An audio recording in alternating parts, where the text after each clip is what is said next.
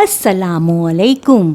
आज मैं यानी आपकी बीजान आपको सुना रही हूँ कहानी और बूटा मिल गया। आज भी रिजवान और फैज़ान में खूब झगड़ा हुआ और फिर रोशान के कहने पर पापा ने दोनों भाइयों को समझाकर दोस्ती करा दी। दोनों भाइयों की ज़िद की वजह से ही वो 1 महीना पहले ही बकरा ले आए थे। दोनों भाइयों ने उसका नाम बूटा रखा था। बकरे के सफ़ेद जिस्म पर नारंगी रंग के निशान थे। रोज़ाना दोनों में ज़िद होती कि उसको चारा कौन खिलाएगा, उसको घुमाने कौन ले जाएगा। उनकी छोटी बहन रोशान बहुत परेशान होती और शाम को जब पापा आते तो वो उनको रिजवान और फैज़ान के झगड़ों के बारे में बताती। तो पापा दोनों को बुलाकर समझाते। चूँकि कोरोना की वजह से छुट्टियां थीं, इसलिए दोनों को अच्छी तफरीह मिल गई थी और दोनों पूरा दिन बूटा के साथ खेलते रहते। रिजवान और फैज़ान के पापा और मामा उनकी लड़ाई झगड़ों से तंग आ जाते, मगर सब्र करते कि कुछ दिनों की बात है, बकरा ईद के बाद सुकून मिल जाएगा। एक दिन पापा ऑफिस जाने से पहले नाश्ते के लिए डाइनिंग टेबल पर बैठे। उन्होंने देखा कि रिजवान और फैज़ान कुछ कहना चाह रहे हैं। हाँ भाई बच्चों, क्या मामला है? रिजवान और फैज़ान ने बोलने की कोशिश की कि वो अगर हम कुर्बानी ना करें और बूटा हमारे साथ हमेशा रहे। पापा ये सुनकर हंसने लगे और उन्होंने कहा, खामोश, ये बकरा हमने कुर्बानी के लिए लिया है और इंशाल्लाह बकरा ईद के दिन हम उसकी कुर्बानी सुन्नत इब्राहिमी के मुताबिक करेंगे। मगर दोनों बच्चे ज़िद करने लगे और वो खामोशी से नाश्ते के बाद ऑफिस चले गए, मगर अपने बच्चों की ज़िद्दी तबीयत से वाकिफ़ थे और दोनों बच्चों की ज़िद और शोर शराबे की वजह से उन्होंने खामोशी इख्तियार कर ली और सोचने लगे कि ऐसा क्या किया जाए जो दोनों भाई अपनी ज़िद और शरारत छोड़ दें और बूटा भी परेशान न हो।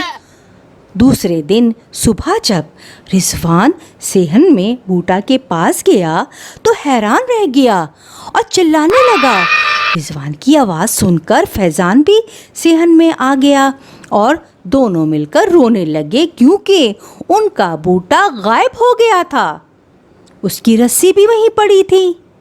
रोशान, मामा और पापा भी भागे भागे घर के सेहन में आए तो परेशान हो गए और रिजवान और फैज़ान तो पूरे मोहल्ले में बूटा बूटा चिल्लाकर उसको ढूंढने लगे और शाम को सब थक कर बैठ गए।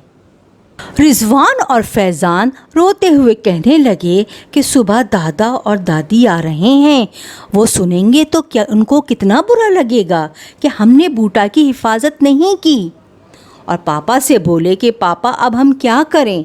पापा नाराज़गी वाले लहजे में बोले, तुम दोनों ने बूटा को बहुत परेशान किया और अपनी पढ़ाई भी भूल गए, अपनी मामा की बात नहीं मानते थे, इसलिए अल्लाह मियाँ ने तुम दोनों से नाराज़ होकर बूटा को अपने पास बुला लिया, क्योंकि हमने तो उसको कुर्बानी के लिए ख़रीदा था, मगर तुम दोनों ने कुर्बानी से मना किया था, इसलिए अल्लाह मियाँ को बुरा लगा और बूटा हमारे पास से चला गया।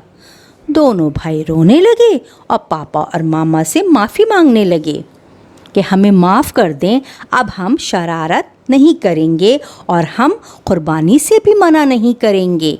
पापा प्लीज़ आप दूसरा बकरा ले आएं। पापा ने प्यार से समझाते हुए कहा कि अब रात हो रही है, कल दिन में देखते हैं और तुम दोनों नमाज़ पढ़कर अल्लाह मियाँ से माफ़ी मांगो कि अब तुम अच्छे बच्चे बनकर रहोगे। इंशाल्लाह अल्लाह ताला तुम्हारी मुराद ज़रूर पूरी करेंगे। दोनों भाइयों ने वादा किया और नमाज पढ़ने चले गए। दूसरे दिन दोनों भाई बात नहीं कर रहे थे, चुप चुप थे। दिल ही दिल में दुआ कर रहे थे कि हमारा बूटा वापस आ जाए तो हम उसकी कुर्बानी ज़रूर करेंगे और मामा पापा को हरगिज़ तंग नहीं करेंगे कि एकदम उनके कानों में बूटा की आवाज़ आई और दोनों ने सेहन की तरफ दौड़ लगा दी और ये देखकर हैरान रह गए कि उनके पापा बूटा को लिए खड़े थे। फैज़ान ने पापा से पूछा, ये आपको कहाँ से मिला? तो पापा ने कहा कि एक आदमी मिला और मुझसे ये बूटा पकड़ा कर कहने लगा कि आपके दोनों बच्चे अब अच्छे हो गए हैं और अल्लाह मियाँ से रो रो कर माफ़ी मांगी है, इसलिए अल्लाह मियाँ ने ये बूटा वापस कर दिया है।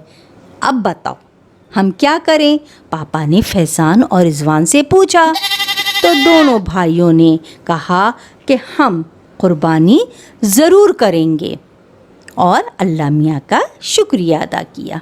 प्यारे बच्चों, इस कहानी से हमें ये सबक मिलता है कि कुर्बानी के जानवरों को बहुत प्यार से रखना चाहिए, क्योंकि हम सुन्नत इब्राहिमी अल्लाह ताला के हुक्म से करते हैं और हमें जानवरों को परेशान नहीं करना चाहिए।